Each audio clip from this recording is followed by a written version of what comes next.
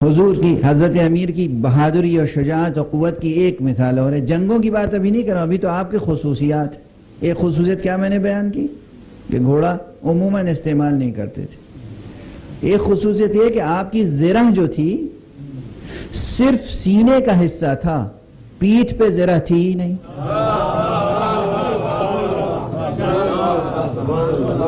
Special زرہ بنی تھی، اس میں پشت نہیں تھی، صرف سامنے کا حصہ تھا.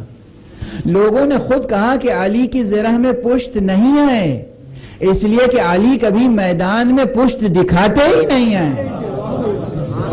پوچھا گیا امیر المومنین سے کہ حضرت آقا آپ کی زرہ میں پشت نہیں ہے. کہا خدا وہ دن نہ دکھائے، اس دن کے لیے مجھے زندہ نہ رکھے کہ جب میرے دشمن کو پشت کی طرف سے وار کرنے کا موقع مل جائے. کیا شجاعت ہے، کیا شجاعت ہے. ایسے علی کے سامنے رستم کا ذکر کیا جائے. رستم اور سہراب یہ سب کوئی قابل ذکر چیزیں ہیں، وہ بھی افسانوی کردار. علی حقیقت ہے، علی کے مقابلے میں جو کچھ ہے سب مجاز اور افسانہ ہے. علی حقیقت کا دمکتا ہوا آفتاب ہے،